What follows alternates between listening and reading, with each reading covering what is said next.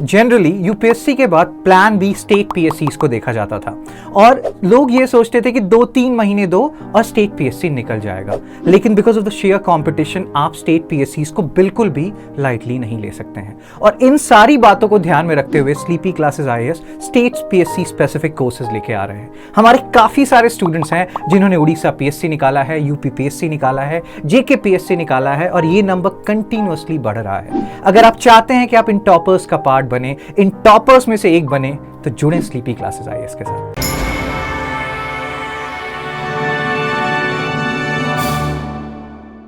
नमस्ते।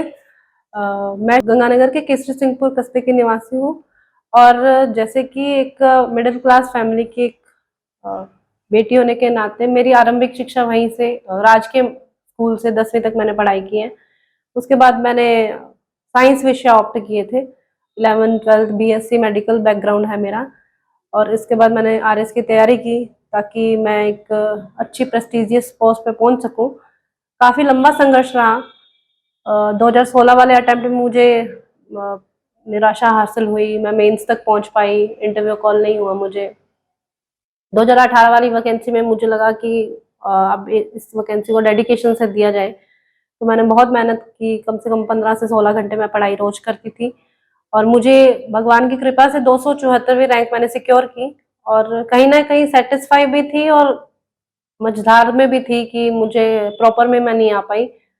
तो 2021 वाली वैकेंसी साथ साथ आई तो मुझे लगा क्यों ना एक बार और वैकेंसी दी जाए और हो सकता है ये अपने लिए गोल्डन चांस हो। और वास्तव में ये सेकंड रैंक आने के बाद मुझे लगा ये मेरा बहुत सही डिसीजन था और मैंने मेरी मेहनत कंटिन्यू रखी और साथ साथ सर्विस के कुछ मैंने एक्सटेंशन भी लिया, 3 महीने का छुट्टी पे भी रही और लगातार तैयारी करने के बावजूद आज मेरा सिलेक्शन द्वितीय स्थान पे हुआ है और मैं अपने आप को बहुत लकी मानती हूँ कि आज मैं इस पद पे पद स्थापित होंगी। तो सबसे पहले तो मेरा मिडिल क्लास फैमिली से होना एक बड़ा कारक था कि मुझे कुछ ना कुछ अपनी फैमिली के लिए करना था, क्योंकि उन्होंने मेरे पे 100% डेडिकेशन से ट्रस्ट दिखाया, तो उनको आउटपुट देना था। इसके साथ साथ मेरे गुरु जो हैं परवीन जी भाटिया, जो सूरतगढ़ में भाटिया आश्रम नाम से एक संस्था चलाते हैं, वो एक सेवार्थ संस्था है जिसमें निस्वार्थ 250 रुपए के मात्र शुल्क पे एक बच्चों को इजी वे में पढ़ाई का रिसोर्स उपलब्ध करवाए जाते हैं और कई उन्होंने निस्वार्थ सेंटर्स पे बना रखे हैं जिसमें वो बच्चों को रेजिडेंशियल सुविधा भी देते हैं। तो उनका मुझसे बहुत क्लोज जुड़ाव था, जिसकी वजह से मैंने उनको अपनी पर्सनल प्रॉब्लम्स भी शेयर की और मुझे पढ़ाई से रिलेटेड जो भी प्रॉब्लम्स आई। और एक इसमें मेरा जो कंटिन्यूटी रही कि मैंने लगभग 7-8 साल तैयारी करी, तो एक गैप नहीं आने दिया, गैप को मेंटेन किया हमेशा मैंने। तो इस वजह से मैं आज इस पद पे पदस्थापित हुई। मेरे जो बड़े भैया हैं और इसके साथ साथ जो मेरी भाभी जी हैं, इन्होंने काफ़ी मेरे को पढ़ाई में सपोर्ट किया और इसके साथ साथ मेरे जो गुरु जी हैं प्रवीण जी भाटिया, इनका सपोर्ट रहा एज ए मेंटर। बिगनर्स के लिए मैं ये कहना चाहूँगी कि ज़रूरी नहीं है कि हमको सेकंड रैंकर की तरह 7 साल, 8 साल, 9 साल, 10 साल लगाने हैं। मुझको ऐसा लगता है कि आजकल ज़माना क्विक लर्नर का है और क्विक रिजल्ट का भी है। तो आप ये भी नहीं कह सकते कि आरएस एक हथेली पे सरसों उगाने वाली एक पोस्ट है। डेफिनेटली ऐसी नहीं है। इसके लिए आपको कठिन परिश्रम और मेहनत की जरूरत है और आजकल एग्जाम का फेयर पैटर्न है, तो डेफिनेटली सब बच्चे बहुत पढ़ाई कर रहे हैं, डीप डाउन होकर पढ़ाई कर रहे हैं, तो आपको भी पढ़ाई करने की जरूरत है। तो मैं ये कहना चाहूंगी, जरूरी नहीं है 1000 टेस्ट देने से ही सेकंड रैंक सिक्योर की जाती है। तो आपको टेस्ट देने हैं, जितने भी टेस्ट आ रहे हैं, आप कुछ ना कुछ अगर उसको देख भी रहे हैं तो आपको ये पता चलेगा कि गलती मेरी कहाँ है। जब आपको ये पता चल जाता है ये गलती मेरी यहाँ है, तो आप वो गलती दोबारा रिपीट नहीं करते और यहीं से एग्जाम में जो सफलता है यहीं से शुरू हो जाती है। तो हमको ये करना है कि हम ये नहीं सोचे कि फला आदमी ने 7 साल लगाए, इस आदमी ने 8 साल लगाए। मैंने ये भी देखा है कि जिनको सफलता पहले ही अटेम्प्ट में, मेरे साथ जो कलीग्स थे उनकी सफलता पहले अटेम्प्ट में उनकी मिल गई। अगर आपका फाउंडेशन, जैसे कि आपकी एजुकेशन, मेरी एजुकेशन गवर्नमेंट स्कूल में रही, तो मुझको ऐसा लगता है कि मैं इतना पढ़ाई में पहले अव्वल नहीं थी। धीरे धीरे मुझको ऐसे ज्ञान हुआ कि पढ़ाई की वैल्यू क्या होती है। तो अगर आप स्टार्टिंग से अव्वल हैं और नहीं भी अव्वल है तो ये कोई बड़ी बात नहीं है। अगर आज आप डेडिकेटेड होकर समर्पित रूप से तैयारी करते हैं और ज्यादा से ज्यादा टेस्ट प्रैक्टिस करते हैं, तो मुझे लगता है कि डेफिनेटली आप अच्छी रैंक पे सिक्योर हो सकते हैं और अपना करियर सेट कर सकते हैं। अब हम बात करेंगे मेंस पे, क्योंकि मेंस एक ऐसा इसका बड़ा फैक्टर मान सकते हैं आरएस के एग्जाम का, जिसमें 800 नंबर का पेपर आता है और 4 एग्जाम्स होते हैं और एक पेपर रहता है हमारा 4th पेपर हिंदी इंग्लिश का। इसके बारे में हम लास्ट में बात करेंगे। सबसे पहले हम फर्स्ट पेपर की बात करते हैं। फर्स्ट पेपर में सबसे पहले हमारे पास हिस्ट्री आती है। तो हिस्ट्री में आप देखिए कि कौन कौन से टॉपिक्स में से क्वेश्चन ज्यादा आ रहे हैं। जैसे कि मॉडर्न हिस्ट्री में से क्वेश्चन हमेशा पूछे जाते हैं, विश्व इतिहास में से हमेशा क्वेश्चन पूछे ही जाते हैं, 10 नंबर का क्वेश्चन आता है। तो आपको ये करना है कि जो जो बड़े पार्ट्स हैं उस पर आप चाहे कम फोकस करें। अगर आपकी तैयारी में टाइम, जैसे अगर आपको मेंस में ज्यादा टाइम मिल रहा है तो आप एंशिएंट और मिडाइवल में जा सकते हैं, अगर नहीं तो आप सुपरफिशियल तैयारी करें। मुझे लगता है कि एंशिएंट और मिडाइवल की अगर हम सुपरफिशियल, जैसे सिंधु सभ्यता के बारे में पढ़ लिया, वैदिक सभ्यता के बारे में पढ़ लिया, सल्तनत काल पढ़ लिया, मुगल काल पढ़ लिया, इसके बाद आप सीधा अगर उसमें आ जाएं, मॉडर्न हिस्ट्री पे आ जाएं, तो आप बेटर रहेंगे। क्योंकि वो टाइम कंज्यूमिंग बहुत है, जिसमें आपका लगभग जो 3 सिलेबस के खंड आप पूरे कर सकते हैं। तो ऐसे आप करिए कि आप सुपरफिशियली मिडाइवल और एंशिएंट को देख लीजिए, जहां से क्वेश्चंस आते हैं, वुमन पैटर्न रहा है। इसके बाद आप सीधा मॉडर्न हिस्ट्री को कवर कीजिए। मॉडर्न हिस्ट्री में से एक तो एग्जाम्स में क्वेश्चन बहुत आते हैं, एक आपके जो विचार हैं वो बहुत डेवलप होते हैं। जैसे राष्ट्रवाद की भावना है, देशभक्ति की भावना है, स्वतंत्रता, समानता, भातृत्व की बात है, तो ये आपके वहीं से आएंगे। तो आप उस पर फोकस करिए और विश्व इतिहास पे फोकस करिए। इसके साथ साथ हमारे पास जैसे सोशियोलॉजी है और मैनेजमेंट के खंड है। तो इसमें मैं बताना चाहूंगी कि बिगिनर्स के लिए तो ये बिल्कुल नए सब्जेक्ट है, क्योंकि हम किसी भी स्ट्रीम से आए तो ये, जैसे मैं साइंस से हूँ तब भी मेरे लिए नए हैं, अगर मैं आर्ट्स से आऊँ तब भी मेरे लिए नए हैं। कॉमर्स वालों के लिए ये हैबिचुअल है, परंतु उसके लिए आर्ट्स नहीं है, तो कहीं ना कहीं किसी के लिए कुछ ना कुछ तो नया है, क्योंकि आपका सब्जेक्ट एक ही रहा। तो आप ये कीजिए कि पहली राउंड में तो आप फटाफट गो थ्रू हो लीजिए कि सिलेबस क्या है। सिलेबस को अपने बिल्कुल पास रखिए कि सिलेबस में मैं अंडरलाइन कर रहा हूँ कि डेली का मैंने ये टॉपिक कर लिया, और इसके शॉर्ट नोट्स बना लिए। क्योंकि 2016 में मेरी ये कमी रही कि मेरे पास कोई शॉर्ट नोट्स नहीं थे। मेरे पास बुक्स का मतलब एक आधी लाइब्रेरी आप खड़ी कर सकते हो, इतने बुक्स के भंडार है। क्योंकि हमारे भाटिया आश्रम में ये पैटर्न रहा है कि मैक्सिमम बुक्स होती है हमारे वाले बच्चों के पास। तो बुक्स को आप लास्ट में कैरी नहीं कर सकते। जैसे मेरे को बीकानेर संभाग में पेपर देने जाना है तो मैं सारी बुक्स को कैरी नहीं कर सकती। एक आप बोल सकते हैं एक बड़ा कैंटर उसका भर सकता है, आप उस बुक्स को कैरी नहीं कर सकते। आपके पास कोई मिनी नोट्स है तो आप उसको लेके जा सकते हो, और वो क्विक भी है, आपके वो प्रैक्टिस में आ जाते हैं। अगर आप उसको पढ़ना चाहो तो लगभग 2 घंटों में आप पूरा सिलेबस पे पढ़ जाते हो। तो आपको ये करना है कि जो जो टॉपिक्स हैं, जैसे नए खंड हैं, जैसे मैनेजमेंट की बात करो, साइकोलॉजी की बात करो, ऑडिटिंग की बात करो, ये नए खंड है बच्चों के लिए, इसके आप शॉर्ट नोट्स बना लीजिए। शॉर्ट नोट्स आपके सेल्फ नोट्स होते हैं। कभी भी आप ये कहो कि प्रिया बजाज जो नोट्स मुझ बनाए थे वो मेरे लिए सूटेबल होंगे, तो बिल्कुल नहीं होंगे। प्रिया बजाज की अपनी पढ़ने की शैली है, XYZ की अपनी पढ़ने की शैली है। तो आप ये कीजिए, नोट्स किसी भी के फॉलो कर लीजिए, परंतु उसको बनाइए खुद से, जिसको आपको ध्यान रहे कि ये मेरी मेहनत है और इसको मुझको पढ़ना ही पढ़ना है। तो उस मेरा ये फायदा रहा इस बार 2021 की वैकेंसी में कि जो मेरे पास शॉर्ट नोट्स थे, मेरे 4 कॉपीज लगा रखे थे, उसमें हर कॉपी में 3-3 खंड थे। उसको ही मैं मेरे संभाग लेवल पे जो मेरा पेपर था बीकानेर, वहां लेके गई, तो मैंने उसको ही पढ़ा।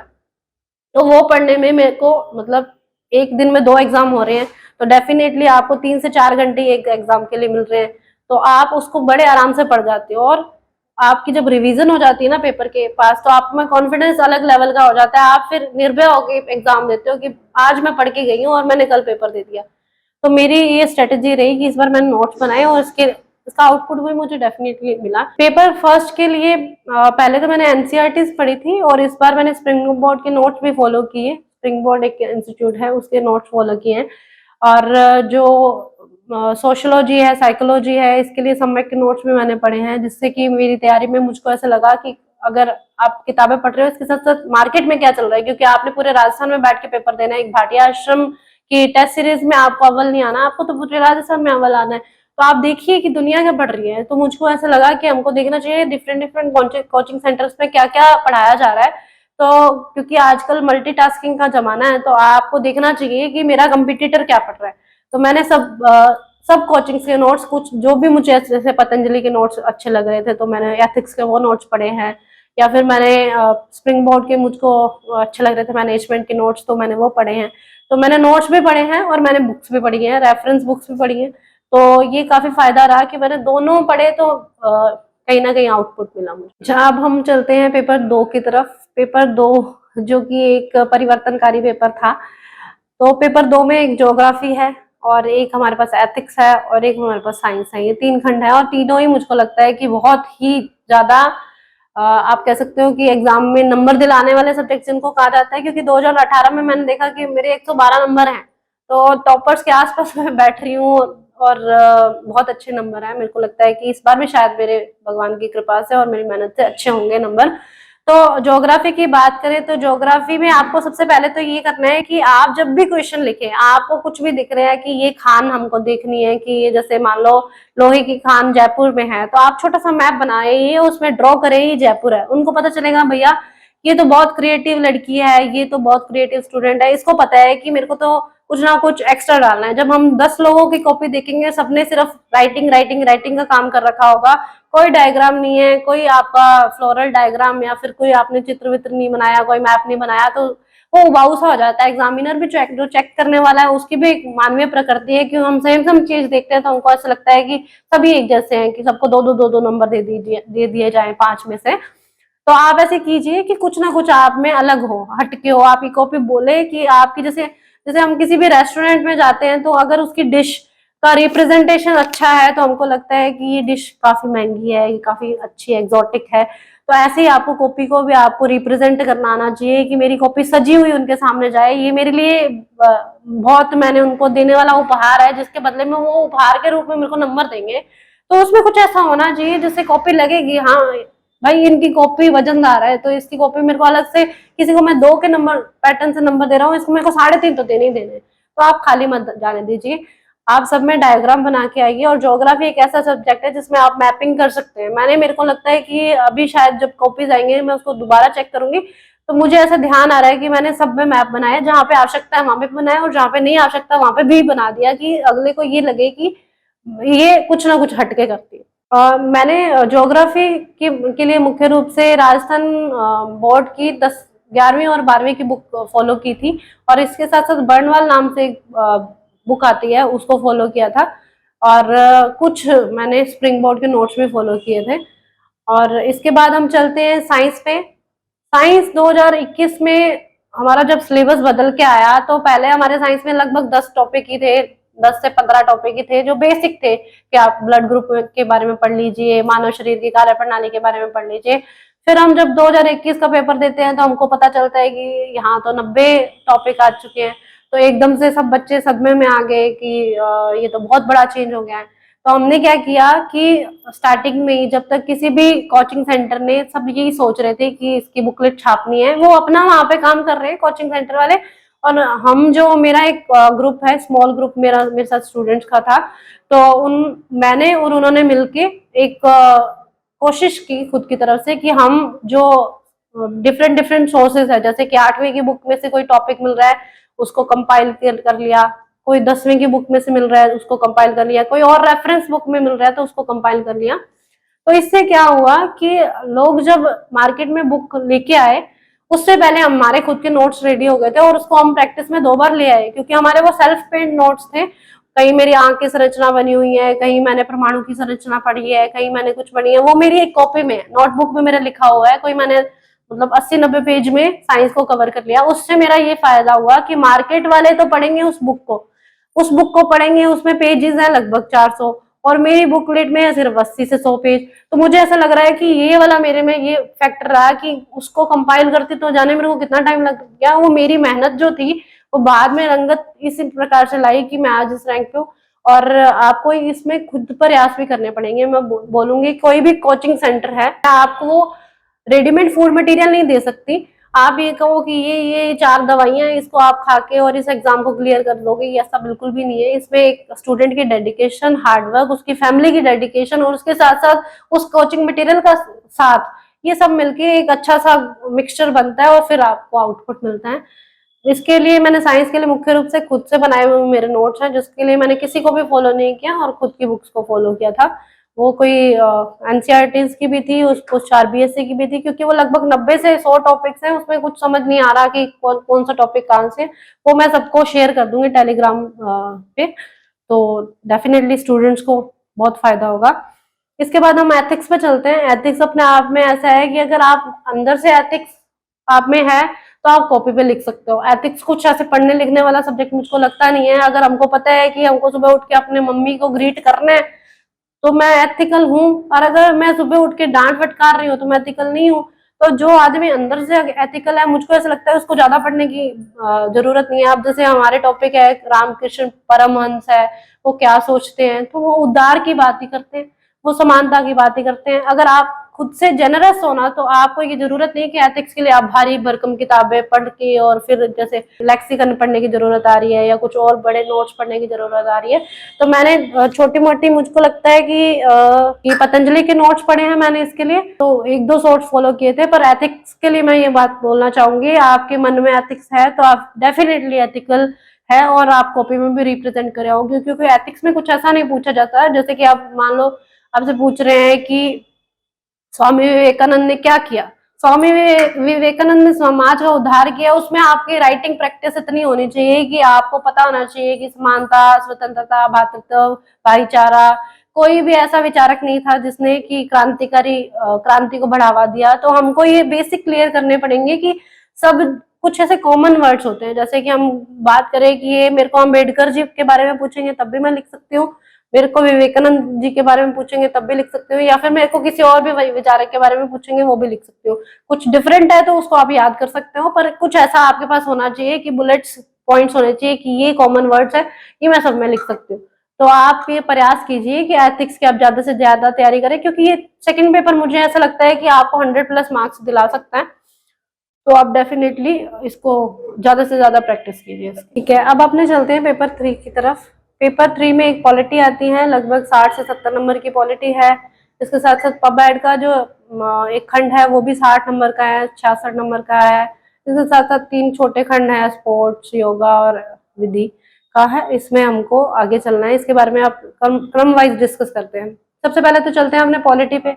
मैंने जैसे पहले भी अपने शुरुआती क्रम में बात की कि आपके जो बेसिक पिलर हैं, ज्योग्राफी, हिस्ट्री और पॉलिटी और साइंस, आपकी पहले से क्लियर होनी चाहिए। आपको बाद में ये देखना ना पड़े कि अब मेरे को आगे मेंस में राज्यपाल की शक्तियां वापस से पढ़नी पड़ रही है। नहीं, मैंने तो ऐसा नहीं पढ़ा। मुझे ऐसा लगता है कि एक बार ही मैंने रिवीजन की होगी पूरे मेंस के टाइम, कि मुझे सिर्फ एक बार हल्का हल्का देखने की जरूरत पड़ी कि एक बार मैं आर्टिकल्स जरूर देख लूं।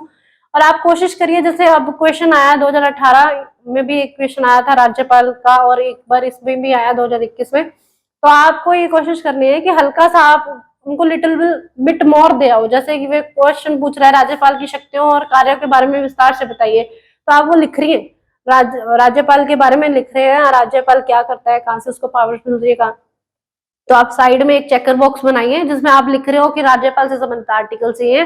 बिल्कुल छोटा सा, ऐसे नहीं कि आपने उसको स्पेस को बहुत ज्यादा कवर कर दिया, क्योंकि लिमिटेड स्पेस मिलता है 10 नंबर के क्वेश्चन में। तो हमको ये करना है कि कुछ ना कुछ उसको अलग अलग टॉपिक दें, अलग से चेरी लगाए उसकी कॉपी पे, जिससे उसको लगे कि ना कंटेंट इसमें ज्यादा अच्छा है और कुछ इसने ज्यादा मेहनत करी है। क्रिएटिविटी दिखनी चाहिए। मतलब कुल मिला के हम बात करें, जो ज्यादा क्रिएटिव है जो वो ज्यादा लीड करता है, और जो कम क्रिएटिव है वो लीग पे चल रहा है, शायद हो सकता है उसका कंटेंट बहुत अच्छा लगे, पर एग्जामिनर के पास डेफिनेटली इतना ज्यादा टाइम नहीं होता कि वो एक एक शब्द को आपके गुड़ तरीके से पढ़े। तो आपकी कॉपी में उभर के आना चाहिए कि ये फलां चीज बहुत अच्छी है, तो वो खुद से चल के उसको 5 मिनट ज्यादा दे कॉपी को। पहले आप अपना रिप्रेजेंटेशन अच्छा करिए ताकि वो कॉपी में डीप डाउन होके उसको देख सके। इसके लिए मैं बताऊंगी कि पॉलिटी के लिए मैंने एम लक्ष्मीकांत की बुक स्टार्टिंग से ही फॉलो की थी। आईआर के लिए मैंने पतंजलि के नोट्स फॉलो कर लिए थे, जिसमें मुझको ये फायदा मिला कि 2018 में मैंने वही नोट्स पढ़े थे और आईआर में कुछ ज्यादा चेंज नहीं आया था। जैसे आज भी बात करें, इजराइल यरूशलेम का युद्ध चल रहा है तो चल रहा है, यूक्रेन और रशिया का चल रहा है तो तब से चल रहा है, कब से चल रहा है तो चल रहा है, भारत पाकिस्तान का युद्ध सदियों सदियों से चल रहा है, जब से हम आजाद हुए तो चल रहा है। तो जो 2018 में मैंने आईआर पढ़ी थी उसको हल्का सा मैंने अपडेट किया कि जैसे क्वाड नया बन रहा है तो उसको उसके बारे में ऐड कर लिया मैंने, तो मैंने वही पढ़ा। तो यही कहीं ना कहीं मेरा प्लस पॉइंट रहा कि मेरी तैयारी बिल्कुल कंटिन्यू रही और मैं अच्छे मार्क्स गेन कर पाई। और इसके लिए मैंने लगभग यही सोर्स फॉलो किए थे। और अब अपने चलते हैं सेकंड जो पार्ट है पब्लिक एडमिनिस्ट्रेशन के लिए। पब्लिक एडमिनिस्ट्रेशन भी अपने आप में बहुत अच्छा सब्जेक्ट है, जिसमें पॉलिटी और पब्लिक एडमिनिस्ट्रेशन लास्ट में जाके मर्ज हो जाता है, जिसमें लोकायुक्त, लोक सेवा गारंटी अधिनियम या फिर ऐसे कुछ खंड हैं जिसमें आप बात करें वो पॉलिटी में भी कॉमन है और आपके उसमें भी कॉमन है। तो इसमें एक सेक्शन आता है मैनेजमेंट का ही, जैसे उसमें पोस्ट कॉर्प के बारे में बात होती है, नियोजन, ऑर्गेनाइजेशन और इनके बारे में बात होती है। तो आप कोशिश करिए कि जब आप मैनेजमेंट में पढ़ रहे हैं वही खंड आप तभी तैयार कर लीजिए, क्योंकि पॉलिटी जो पब हेड का वो खंड है और मैनेजमेंट का वो खंड है, बिल्कुल सेम है। तो आप एक टाइम तैयारी कर लीजिए, आपका डबल टाइम वेस्ट ना हो। मैंने इसके लिए राजकुमार कसवा की एक बुक आती है, सिर्फ वही फॉलो की थी और लास्ट तक मैंने उसी को फॉलो किया। 2018 में भी मैंने वही फॉलो की थी। मैंने मेरी पुरानी बुक को कंटिन्यू रखते हुए एक अधिनियम को और चिपकाया उसमें और वही बुक दोबारा से पढ़ी। मैंने नई बुक नहीं परचेज करी। तो एक ही बुक में आपको सब कुछ वन टाइम सोल्यूशन जिसकी बात करें वो मिल सकता है और उसमें आप अपना बढ़िया से उसको बार बार पढ़ के बार बार उसकी टेस्ट प्रैक्टिस करके किसी भी कोचिंग में जाके एक टेस्ट सीरीज ज्वाइन कीजिए जिसमें आप फुल ऑफ डेडिकेशन के साथ जाती है। ये मतलब नहीं है कि मैं 4 सेंटर्स में जाके मैं भाटिया आश्रम में भी पेपर दे रही हूँ, मैं सम्यक में भी दे रही हूँ, मैं स्प्रिंग बोर्ड में भी दे रही हूँ। आपका टाइम बहुत वेस्ट होगा, इसमें आप पढ़ नहीं पाओगे। आपको ये करना है कि हफ्ते में आप टेस्ट लिख रहे हैं, उसमें आपको ये पता चले कि मेरे को यहाँ पे मेरा पेपर कंप्लीट नहीं होता तो मुझे स्पीड बढ़ानी है, मेरे को 2 नंबर का क्वेश्चन लिखना नहीं आता तो मुझे 2 नंबर का क्वेश्चन करना है, मुझको 10 नंबर के क्वेश्चन में कंटेंट नहीं लिखना आ रहा, मतलब मैं घास काट के आती हूँ तो मुझे ये इसमें 10 नंबर का क्वेश्चन अच्छा करना है। तो आपको बस एक कोचिंग सेंटर की टेस्ट सीरीज ज्वाइन करनी है जिससे आपको ये पता चल सके कि हम में कमियां क्या है। और मेरे मतलब मैं जब मेरे को ध्यान है तैयारी कर रही थी तो हमने टेस्ट प्रैक्टिस इतनी ज्यादा कर ली, हमारे भाटिया आश्रम में डेली का 2 टेस्ट होने ही होने हैं। तो वो मेंस के, चाहे ऐसा तो नहीं है कि आपके पास जो 3 घंटे का एग्जाम हो रहा है पर 15 मिनट का भी एग्जाम हो रहा है तो हम लिख रहे हैं उसमें। तो हमारी शैली ऐसे होगी, सोते बिड़ते हम लिख रहे हैं। तो ऐसा एक फेज आया, अगर मुझको सोते मतलब मैं सो रही हूँ और मेरे को कोई जगा के कहे कि आपको 4 क्वेश्चन लिखने हैं, मेरे को ऐसा दिमाग को जगाने की जरूरत नहीं पड़ेगी कि मेरे को पहले पॉलिश तो करने दो कि मैं लिखूंगी कैसे। तो आप ये कोशिश जरूर करिए कि मेंस में आपकी राइटिंग स्किल अच्छी होनी चाहिए। तो जरूरी नहीं है सब में हो, कोई ब्लॉगर नहीं होता स्टार्टिंग में। जैसे मैं बिल्कुल, मेरी कोई ऐसी कोई हॉबी नहीं है, मैं बात करूँ कि मेरी बुक रीडिंग हॉबी है या फिर मेरी डायरी लेखन की हॉबी है। तो सभी के पास बहुत सारे काम है जीवन में, परेशानियां भी बहुत है और जीवन को मैनेज करना भी जरूरी है। तो आप लिख सकते हैं और टेस्ट प्रैक्टिस एक ऐसा जरिया है जिससे आपकी जो लिखने की शैली है वो डेवलप हो सकती है। तो आप कोशिश करिए कि टेस्ट सीरीज के साथ साथ एक बुक को, रेफरेंस बुक को आप करके और कोचिंग सेंटर में कोचिंग टेस्ट दे आइए। इसके साथ हम चलते हैं स्पोर्ट्स में। स्पोर्ट्स में मैंने स्प्रिंग बोर्ड के नोट्स पढ़े हैं सिर्फ, इसके अलावा मैंने कुछ नहीं पढ़ा है। और स्पोर्ट्स में योगा मेरी हॉबी रही है, तो योगा मैंने 2018 में भी उसके लिए तैयार किया था इंटरव्यू के लिए, वही कंटेंट मैंने फॉलो कर लिया था। और उसके साथ साथ स्पोर्ट्स के नए थे, ओलंपिक्स में क्या हुआ है या फिर राष्ट्रीय खेलों में क्या हुआ है, राष्ट्रमंडल खेलों में क्या हुआ है, वो हमको किसी भी कोचिंग सेंटर से अवेलेबल इजीली हो जाता है, हम वो पढ़ लेते हैं। इसके अलावा विधि का एक खंड है, विधि में मैंने स्प्रिंग बोर्ड के नोट्स ही पढ़े हैं और सम्यक के नोट्स पढ़े हैं, जिसमें सम्यक के नोट्स में आपको डिटेल से मिल जाता है और स्प्रिंग बोर्ड के नोट्स लगभग 12 से 13 पेज के हैं, बहुत शॉर्ट नोट्स हैं, तो उसको आप भी फॉलो कर सकते हैं। मुझे लगता है कि दोनों सोर्स आप फॉलो करें तो कुछ ज्यादा बेटर विधि का ज्ञान होगा, क्योंकि विधि अपने आप में एक बहुत बड़ा डिग्री है जिसको एक सब्जेक्ट के रूप में आपको लगा दिया जाता है और आपको पढ़ना पड़ता है 20 नंबर के लिए। तो आप दोनों सब्जेक्ट्स को पढ़ेंगे, दोनों मतलब कोचिंग्स के वो पढ़ेंगे, तो मुझे लगता है आपको ज्यादा बेनिफिट होगा जैसे मुझे ज्यादा बेनिफिट हुआ। तो ये मेरी 3rd पेपर की लगभग स्ट्रेटेजी रही है। और अपने नेक्स्ट मूव करते हैं 4th पेपर की तरफ। 4th पेपर या तो आदमी को कोऑपरेटिव विभाग में पद स्थापित कर देता है या उसको सेकंड रैंक दिलवा सकता है। जैसे कि मेरे साथ पिछली बार हुआ कि मेरी 85 रैंक आई, तो सिर्फ और सिर्फ 4th पेपर की वजह से आई, जिसमें मैंने 85 मार्क्स सिक्योर किए। और इस बार मुझे लगता है कि मेरे 4th पेपर में मेरे अच्छे मार्क्स आए हैं, जिसकी वजह से मैं सेकंड रैंक पे आई हूँ। तो 4th पेपर मैंने इस बार कुछ चेंज किया कि जो मेरी ग्रामेटिकल पोर्शन है वो मेरा अच्छा हो। उसमें मैंने कोशिश की कि मेरे पास ऑडियो रिकॉर्डिंग्स पड़ी हैं, जैसे मैं कुछ और घर के काम कर रही हूँ, मैं ट्रैवल कर रही हूँ, मेरे पास बुक तो नहीं है पर मेरे कान में ईयरफोन लगे हुए हैं और मैं वो सुन रही हूँ, मैं मेरे कपड़े वॉश कर रही हूँ तो मैं सुन रही हूँ, ताकि मेरी आंखें तो नहीं काम कर रही, मेरे बाकी तो विजिबल कुछ और हो रहा है मुझको, पर मेरे कान है वो मेरी ज्ञानेंद्रिय सक्रिय है, जिसमें मैं कुछ ना कुछ ऐसा कर रही हूँ जिसमें आर्य से रिलेटेड या मेरे सब्जेक्ट से रिलेटेड कुछ ना कुछ हम सुन रहे हैं। तो आज भी मेरे पास, मैं कल भी मेरे फोन में देख रही थी, वो ऑडियोज देख रही थी, तो मुझे ऐसा लगा कि ये एक फैक्टर बना जिसकी वजह से मेरी ग्रामर बहुत अच्छी होगी। तो ग्रामर को आप तब से स्टार्ट कर दीजिए। हालांकि मैं एस्पिरेंट्स को कहना चाहूंगी, अब हमारे पास 1.5 से 1.25 महीने ही बचे हैं एग्जाम्स में, तो जितना भी टाइम है तो आपकी डेली की प्रैक्टिस होनी चाहिए कि आपने 2-2 पेजेस, जैसे हम अगर बात करें किसी भी बुक को हम फॉलो कर रहे हैं हिंदी की, तो 2-2 पेजेस हम उसके पढ़ रहे हैं, जिससे कि हमारे हिंदी इंग्लिश के सारे टॉपिक कंटिन्यू में चले। हिंदी इंग्लिश की तैयारी ऐसे नहीं हो सकती कि 20 दिन में तो मैं फर्स्ट सब्जेक्ट कर रहा हूँ, 20 दिन में मैं सेकंड सब्जेक्ट पेपर कर रहा हूँ, 20 दिन में मैं वो कर रहा हूँ और 20 दिन में मैं फोर्थ पेपर कर लूंगा।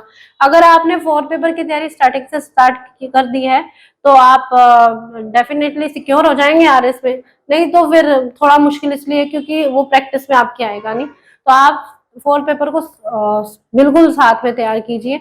और फिर फोर्थ पेपर के रूप में मैंने राघव प्रकाश को फॉलो किया था हिंदी के लिए, और इंग्लिश के लिए मैंने स्प्रिंग बोर्ड के नोट्स और जो बीके रस्तोगी बुक है उसको देखा, और मैंने 20 ऐसे तैयार कर लिए थे जिसके लिए लगभग मेरी लाइंस तैयार थी कि मेरे को अगर पोल्यूशन का पूछेंगे तो मैं ये लिख के आऊंगी, या मेरे को वुमेन से संबंधित कुछ टॉपिक्स होते हैं जो कि हॉट टॉपिक माने जाते हैं, इससे वो टॉपिक तो हो सकता है वो टॉपिक ना पूछा जाए डायरेक्टली, पर इनडायरेक्टली वो कहीं ना कहीं उस इश्यू से जरूर रिलेटेड होता है, जैसे कि क्लाइमेट चेंज का टॉपिक है, पोल्यूशन का टॉपिक है, या फिर वुमेन एम्पावरमेंट का टॉपिक है, सेक्सुअल हरासमेंट का टॉपिक है।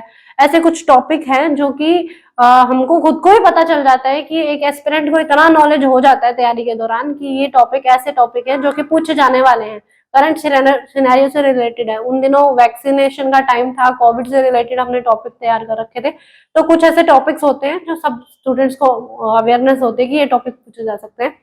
तो वो टॉपिक अगर आपके प्रैक्टिस में होंगे तो आपकी वहां इंग्लिश में कलम ये नहीं रुकेगी कि मेरे को अब इस टॉपिक में बारे में लिखना है, जैसे मेरे को डिमोनेटाइजेशन के बारे में लिखना है, तो उसमें मैं ये नहीं मेरा पेन रुकेगा कि नहीं मेरे को तो सोचना पड़ेगा लाइन क्या मैं बनाऊं, उसको कैसे कंटिन्यू रखूं, क्योंकि इंग्लिश हिंदी माध्यम वाले स्टूडेंट के लिए मैं मुख्य रूप से ये कहना चाहूंगी क्योंकि हमारी इंग्लिश इतनी शार्प नहीं होती कि हम फ्लो में इंग्लिश लिख सके, फ्लो में इंग्लिश बोल सके, और कोई भी इंस्टेंट कोई हमारे पास कोई टॉपिक आ रहा है उस पर फटाक से लिख सके, ऐसा कुछ नहीं होता।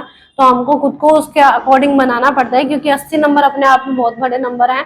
तो आप ये कोशिश कीजिए कि 20 से 25 ऐसे टॉपिक हों जिसके बारे में आपको 10-10 लाइन्स आती हो, क्योंकि आपके पास कोई 4 पेज का इंग्लिश का ऐसे नहीं आता, होता वो 1 पेज का है, पर वो 1 पेज लिखने में बहुत बड़ा अपने को ऐसा लगता है कि बोझ है इंग्लिश मेरे लिए लिखना। तो आप इसको मत मान के चलिए, मैं भी बहुत एवरेज रही, मेरी भी इंग्लिश बहुत अच्छी नहीं थी, तो इसको अच्छी नहीं है, पर हमको उसको उनको जो आरपीएससी के चेयरपर्सन है या आरपीएससी के जो मेंबर्स कॉपी चेक कर रहे हैं, हमको उनको नहीं बताना कि हमको इंग्लिश नहीं आ रही, ये हमारी एक कमी है, इसको हमको ओवरकम करना है।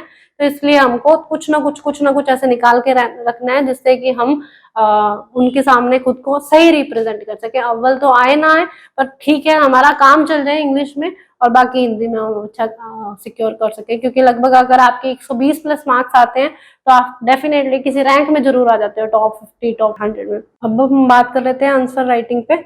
आंसर राइटिंग में 2 नंबर के, 5 नंबर के और 10 नंबर के क्वेश्चन आते हैं, और 2 नंबर पे हमारी अच्छी पकड़ होनी चाहिए कि हम कोई भी कोचिंग सेंटर है अगर वो एग्जाम कंडक्ट करवा रहा है कोई भी, तो उसके जो 2 नंबर के क्वेश्चन है आप उसको फटाफट से पढ़ लीजिए।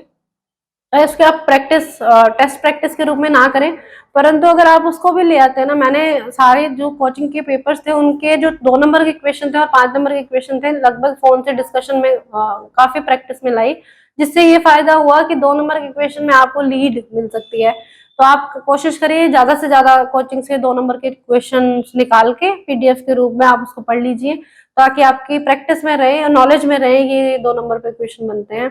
तो इसमें कुछ ऐसे राइटिंग का रहता नहीं है, क्योंकि आपसे डायरेक्ट पूछा जाता है कि राजस्थान की फेवरेट ये बता दीजिए, 4 गाय की किस्में बता दीजिए, तो उसमें आपको कोई स्ट्रेटेजी नहीं रहती इसमें कि आपको कहाँ से लिखनी है। ये बिल्कुल वो है एमसीक्यूज टाइप के क्वेश्चन है। तो अगर आपका सही है, जैसे मेल लिटरेसी के बारे में पूछ लिया और फीमेल लिटरेसी के बारे में पूछ लिया, तो इसमें आप कोई भी हमको कुछ रिप्रेजेंट करने की जरूरत नहीं है। इसमें अगर आपको क्वेश्चन आता है तो 2 नंबर आपके पक्के हैं, और अगर आपको क्वेश्चन नहीं आ रहा तो आपके कट जाएंगे मार्क्स। तो आप कोशिश करिए कि ज्यादा से ज्यादा 2 नंबर वाले मार्क्स आप सिक्योर कर सके। इसके बाद चलते हैं 5 नंबर वाले क्वेश्चन में। 5 नंबर वाले क्वेश्चन ऐसे होते हैं जो कि सैंडविच क्वेश्चन मान जाते हैं कि 2 नंबर के क्वेश्चन और 10 नंबर के बीच के क्वेश्चन है। तो इसमें आपको 2 नंबर की तरह ऐसे भी नहीं है कि बिल्कुल बुलेट पॉइंट्स के रूप में 2 पॉइंट्स लिखने हैं, इसको आपको लिखना तो है। तो आप कोशिश ये करिए कि शॉर्ट एंड कंपाइल और स्वीट हो। और जैसे 5 क्वेश्चन, अगर छोटे क्वेश्चन 5 नंबर के आ रहे हैं तो उसमें आप कोशिश करिए कि पांचों का थोड़ा पैटर्न अलग कर दीजिए। मेरे को ध्यान है इस बार जब मैं एग्जाम देने गई तो मैंने जैसे एक क्वेश्चन को बुलेट पॉइंट्स के रूप में किया, दूसरे को मैंने डायग्रामेटिकली कर लिया, मैंने मेरा कोई फ्लोरल डायग्राम है, तीसरे को मैंने सारणी से किया जिसको उसको लगे कि इसका अलग पैटर्न है, चौथा मैंने किसी और पैटर्न कोई मैप बना दिया। अगर कोई राजस्थान का क्वेश्चन है, कोई ज्योग्राफी से रिलेटेड क्वेश्चन है, कोई इशू से रिलेटेड, जैसे अगर मान लो अगर इजराइल का मेरे साथ कोई इशू आता है तो मैं हल्का सा वर्ड का मैप, तो आपको ऐसे कुछ आने चाहिए। वर्ड का मैप बनाया मैंने, बहुत छोटा सा, इतना सा मैंने मैप बनाया और उसमें मैंने इजराइल को शो कर दिया। तो उसमें आपकी क्रिएटिविटी भी दिख जाएगी, कुछ हटके भी दिख जाएगा और आपको नंबर भी अच्छे आ जाएंगे और आपका कंटेंट भी उभर के आएगा। तो अगर आपको कुछ अच्छी होगी कॉपी तो वो एग्जामिनर चल के उसको पढ़ेगा। मुझे ऐसा लगता है कि हमको भाटिया आश्रम में ना सिर्फ पेपर देना सिखाया जाता है, हम पेपर चेक भी करते रहते थे। मैंने अपने जो तैयारी का ड्यूरेशन है लगभग, इसमें अगर 200 टेस्ट लिखे हैं तो मैंने 800 कॉपी चेक भी की है। तो इसका फायदा ये रहा कि मुझे ये पता चला कि XYZ स्टूडेंट का ये क्वेश्चन लिखने का तरीका बहुत अच्छा है। तो मेरा तो नहीं था अच्छा, पर उनको देख के मैं सीख गई और शायद वो तहसीलदार है आज और मैं SDM में पद स्थापित होंगी। तो मुझे ऐसा लगता है कि उनकी कॉपी थी जो मुझको कुछ ना कुछ सिखा गई, तो वो मेरा आउटपुट उसमें निकल के आया। तो आप कुछ कॉपी को हटके बनाइए, 5 नंबर का क्वेश्चन है, उसको एग्जामिनर को आप कुछ वैरायटी दीजिए जिससे कि उसको लगे कि इस स्टूडेंट में डेफिनेटली स्टेमिना है कि ये अच्छे रैंक को सिक्योर करे। अब चलते हैं 10 नंबर के क्वेश्चन पे। 10 नंबर का क्वेश्चन अपने आप में ऐसा क्वेश्चन है जिसको जो 10 नंबर में से 2 नंबर भी दिला सकते हैं, जिसमें जैसे 2016 में मेरे 10 में से 2 नंबर भी आए हैं और मुझे लगता है कि 2018 में मेरे कई जैसे 112 नंबर सेकंड पेपर में सिक्योर किए, तो मेरे 8 नंबर भी आए हैं किसी में। तो आपको 10 नंबर का क्वेश्चन मतलब मार्जिन बहुत है इसमें, आप कहीं भी मार्जिन क्रिएट कर सकते हैं। तो आपको ये करना है, पहले तो आप क्वेश्चन पढ़िए कि क्वेश्चन में वो पूछना क्या जा रहा है, क्योंकि कई बच्चों का मैंने देखा, मैंने कॉपीज देखी हैं, पिछली बार मेरे कलीग्स की भी देखी है, खुद की भी देखी है कि क्वेश्चन पूछते कुछ है, हमको आता कुछ है, लिखते हम कुछ है। तो हमारा तीनों जो ये चीज है कि क्वेश्चन जो पूछा जाए और हमने जो लिखना है वो उसके लगभग सटीक हो। पूछ तो रहे हैं हम राजस्थान में स्वतंत्रता संग्राम के क्या चरण रहे हैं और हम ये लिखते हैं कि राजस्थान में स्वतंत्रता कैसे मिली है। मतलब हमको क्वेश्चन नहीं पढ़ना आ रहा, पहले तो आप अंडरलाइन कीजिए कि वो एग्जामिनर क्वेश्चन का पूछना चाह रहे हैं, फिर उसके रूप में आप पृष्ठभूमि बनाइए। पृष्ठभूमि भी आपकी एक या 1.5 लाइन की होनी चाहिए, क्योंकि अगर आप पृष्ठभूमि लंबी बना देते हैं तो मेन कंटेंट आपका खत्म हो जाता है। तो आपको 3 खंड करने हैं। सबसे पहले तो आप उसका इंट्रोडक्शन लिखेंगे, पृष्ठभूमि लिखेंगे, उसके बाद आप मेन कोर्स जिसको आप कहेंगे कि एक मेन खंड है कि एग्जामिनर ने क्या पूछा हमसे, क्वेश्चन की डिमांड क्या है, उसको देखेंगे। और इसके बाद तीसरे में आपके विचार क्या है इस क्वेश्चन पे।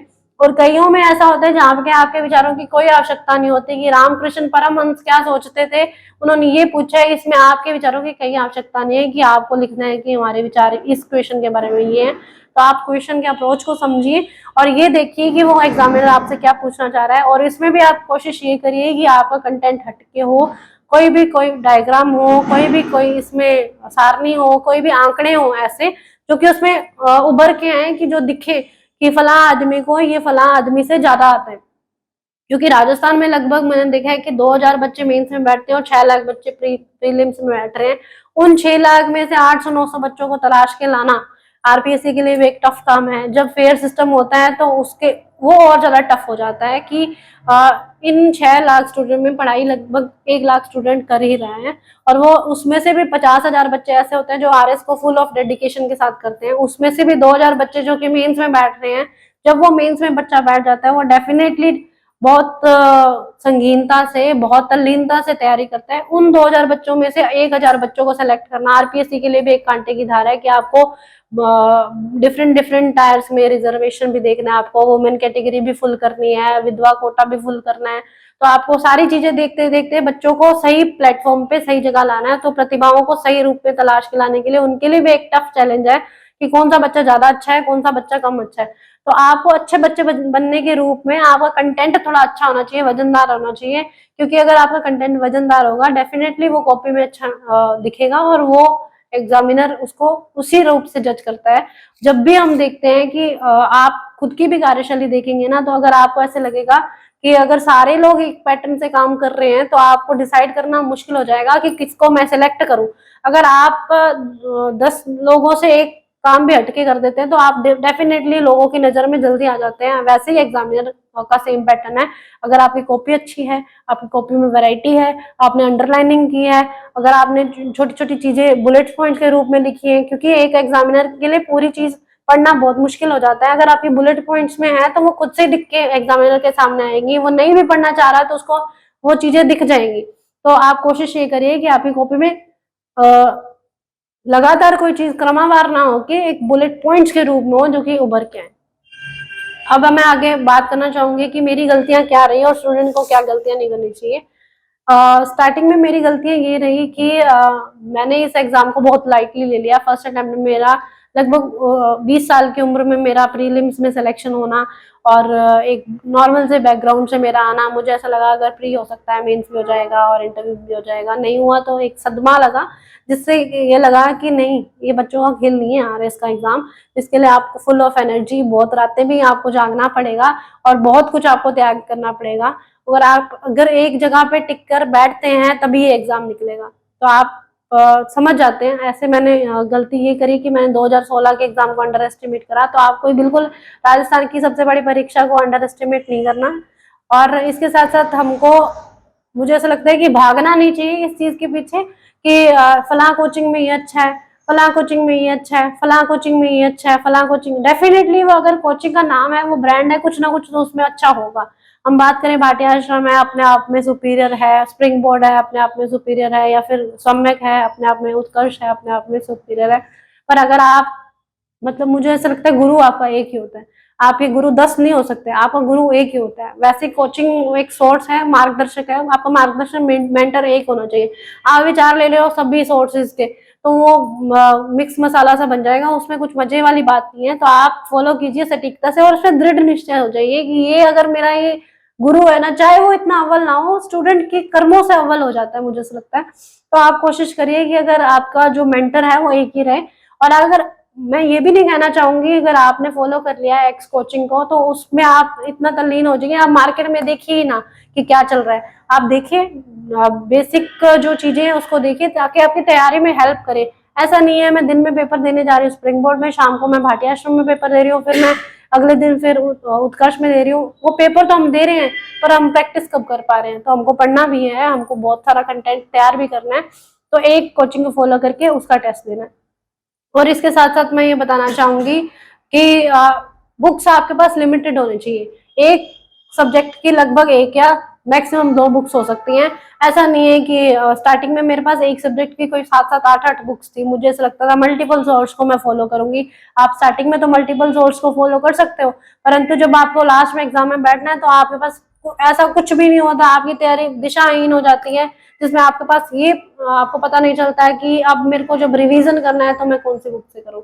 तो आप अपने शॉर्ट नोट्स बनाइए। 2016 में मेरे पास कोई शॉर्ट नोट्स नहीं थे, 2018 में मेरे पास शॉर्ट नोट्स नहीं थे, 2021 में मेरे शॉर्ट नोट्स होने की वजह से मेरी तैयारी बहुत अच्छी हुई और मैंने लास्ट में रिवीजन किया। और रिवीजन मुझे लगता है बहुत जरूरी है। अगर आप 3 से 4 बार रिवीजन करके एग्जाम में बैठ जाते हैं तो आपका कॉन्फिडेंस ही अलग लेवल का होता है। और मैं एक बच्चों को कहना चाहूंगी, 2018 मेरे साथ जो मेरे कलीग्स रहे, जो मेरे आश्रम परिवार के सदस्य हैं, उनको हमेशा से ये लगता था कि प्रिया एक घबराती हुई, बहुत घबराने वाली, एग्जाम से फोबिया रखने वाली एक लड़की है। धीरे धीरे इस फोबिया को मैंने ओवरटेक किया। हालांकि मेरे पास ये सर्विस जब कोऑपरेटिव में मैंने ज्वाइन किया उसके बाद मैं इस रूप में थोड़ी सी कम प्रेशराइज थी कि फ्यूचर तो मेरा सिक्योर हो चुका है कि अब कुछ भी खोने को नहीं है मेरे पास। अगर कुछ पाया तो अच्छा है, सोने पे सुहागा है, और कुछ खोया, कुछ खो तो मैं सकती नहीं। तो मुझे ऐसा लग रहा था कि अब मैं सिक्योर तो हूँ जीवन में, मेरे पास एक लोगों को बताने के लिए आइडेंटिटी तो है आइडेंटिटी तो है। तो डेफिनेटली जब मेरा प्रेशर कम हुआ, जब मैं स्ट्रेस कम लेने लगी, तो मेरा आउटपुट धीरे धीरे बढ़ता गया। मेरा जो रिप्रेजेंट करने का तरीका बढ़ता गया। मतलब मुझे स्ट्रेस नहीं आ रहा इतना। स्ट्रेस ले रही हूँ तो बहुत कम ले रही हूँ। एग्जाम का स्ट्रेस हमेशा आपको लास्ट एग्जाम वाले दिन तक रहता है, पर उस स्ट्रेस का लेवल जो मेरे साथ 2018 में तैयारी करते थे उनको ध्यान है कि प्रिया किस लेवल का स्ट्रेस लेने वाली लड़की थी। तो मुझे लगता है कि आपको ये कोशिश करनी है कम से कम स्ट्रेस लें। डेफिनेटली मैं स्टूडेंट्स को ये कहना चाहूंगी कि स्ट्रेस आप लेते नहीं है, स्ट्रेस अपने आप आता है।